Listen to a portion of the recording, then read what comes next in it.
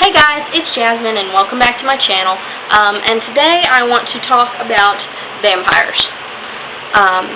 Now don't freak out. I know this is one of the reasons that I'm making this video. One is because I think a lot of people don't know the truth about vampires, and two, because I see so much hatred from the pagan community, so much discrimination from witches and pagans and towards vampires that is completely unjustified and untrue.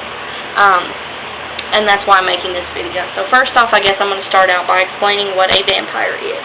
Sorry, I've got a fan blowing on me because it's like 100 degrees outside today. But a vampire is someone who has a metaphysical condition in which one of their chakras is broken, or it could be spinning in the wrong direction. It could be going way too slow or way too quickly, and that will cause a disturbance in your aura. And if you have a hole or some kind of thin patch in your aura, then obviously energy can leak out of it. And when it does, it causes you to feel drained. You could get headaches. You could be hungry all the time. You could be weak and not be able to move. You could even be bedridden and ill like you had the flu. And when that happens, you cannot, it's nearly impossible to build up the amount of energy that you would need to constantly have your aura around you sustaining you if you have a leak in it. So they have to take it from an outside source. That is a vampire. There are 4 or 5 different kinds of vampires. The major 3 are psychic vampires, sanguinarians, and hybrids, which are a mix of the 2. There are also emotional vampires and sexual vampires. I'm going to cover all 5. First of all, a psychic vampire is someone who uses their aura to attach to another person's aura to take their energy. This is always, almost without question, a consenting donor. We'll talk about that soon. This is the case for all 5 kinds. That's the active way of taking energy. There's also a passive form, which is when you could go into a large crowd. And obviously people are putting off energy all the freaking time, and it literally just builds up in clouds almost everywhere. And if you go into an area where there are a ton of people, be it a concert or a party or something like that, that's very high energy, you could literally it's almost like sending out like a fishing net and catching it and pulling it into yourself. That's the passive way of feeding. For psychic vampires, there are also sanguinarians, which feed from blood. There are not many of these left today that actually practice this because, one, it's not exactly safe or sanitary. But those that do, it may just be because of a fetish, it may be because of a preference, it may be something sexual to them. But those who prefer it, it actually is a way of gaining prana, or chi. I like to call it prana, which is energy basically. Because prana is not only within our aura, but it is all around us. It connects everything. It's flowing through our bloodstream. So obviously, if you take blood from someone, there's going to be prana within it. It's a very rudimentary and not very effective form of gaining prana, but it is a valid form nonetheless. There's a hybrid, which is a combination of the first 2, or it could be, they could incorporate parts of the other 2, but most don't. The 4th kind is an emotional vampire, and emotional vampires generally have not awakened. What that means is they do not know what they're doing. They are not aware of who they are and what their condition is. They're not aware that they have to take energy from other people. So in order to compensate for that, they basically discover that they're really good bullies or manipulators. They will sit and pick at you and pick at you. They know the exact right things to say to just get under your skin, and then once they leave, you feel like you are completely drained. That's because they have been feeding off of that energy from basically pissing you off or irritating you or whatever. They know what they're doing, but they don't understand why. They just know it makes them feel good. That's why there are some bullies, like little kid bullies, that don't ever grow out of it. They turn into an adult and they continue to do the same thing.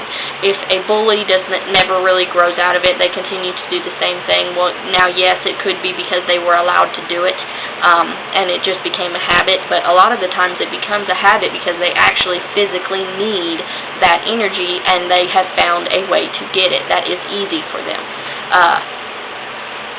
Now, the final kind is a sexual vampire, and most vampires are not exclusively sexual vampires. Some people who are not even technically vampires, who do not actually need energy, can develop a form of sexual vampirism. They can develop a need for that energy high, because if you don't need energy and you take it, it almost makes you high.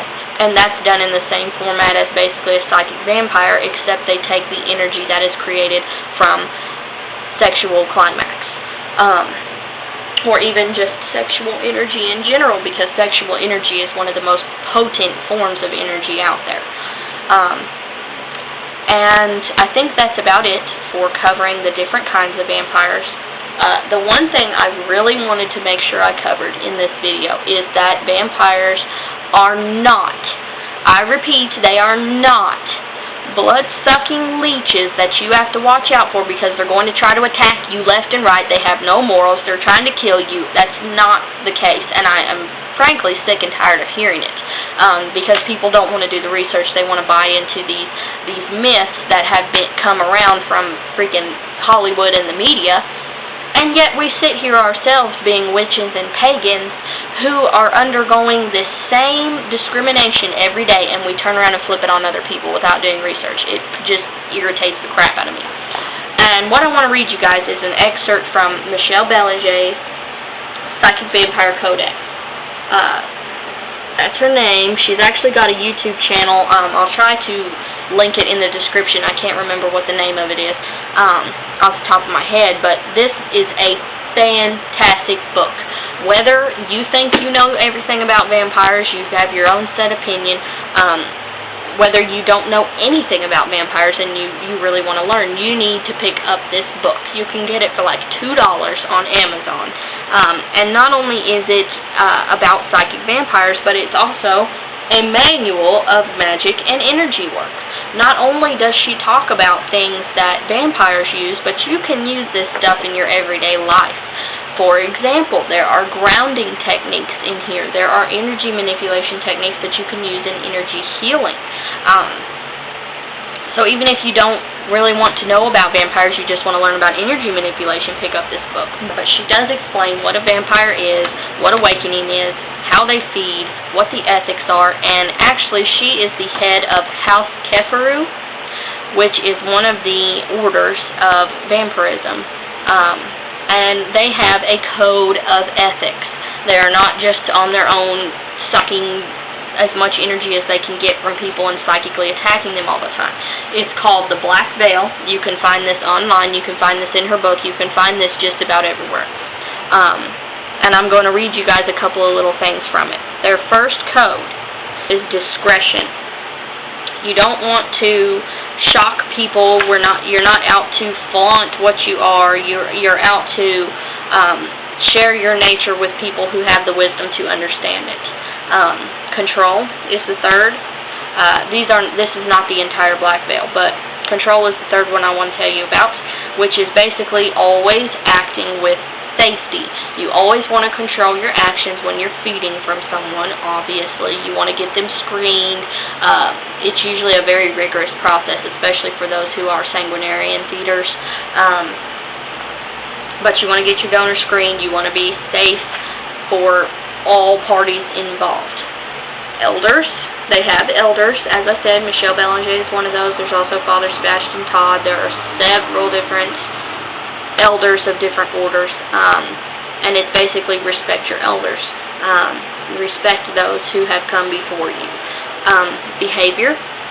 Know that there are repercussions to every action and that you alone are responsible for your decisions. What does that sound like? That sounds exactly like one of the main principles of Wicca and paganism that many, many people follow. It's not as specific as the threefold law, but it does go along those lines. You always respect the rights of others and treat them as you would want to be treated. There's the golden rule. So this covers several different religious backgrounds, and there are vampires from several different religious backgrounds, including Christianity, and including Wicca and paganism. As I said before, that one of the points is donors, that you always get your donors screened. And for those of you, I'm actually going to read this entire section, for those of you that still think that vampires are nothing but horrible, moralless, blood-sucking legions. Feeding should occur between consenting adults. Allow donors to make an informed decision before they give themselves to you. Do not take rapaciously from others, but seek to have an exchange that is pleasant and beneficial for all. Respect the life that you feed upon, and do not abuse those who provide it for you. So I think that pretty much covers the entire purpose of that video, right? So if you have not read this book, please go pick it up and check it out. It is fantastic. I hope I've taught you a little bit about vampires and a little bit about their ethics, and I hope to goodness that I don't hear much more about this all vampires are blood-sucking leeches and they're trying to attack you psychically and spells to protect you from psychic vampires and all this crap. Because, in truth, 99% of vampires are not out to attack you. They are not out to take rapaciously, just like it says in the book. In the Black Veil. You can look it up, check out Michelle Belanger's channel, and just do some research on it. Put in psychic vampirism, and you will come up with thousands and thousands and thousands of pages on a search engine about psychic vampirism. Don't believe everything you hear from the media, and I certainly hope that I have, helped you out a little bit and given you some more knowledge on this subject, and I guess I'll see you guys later. Blessed be.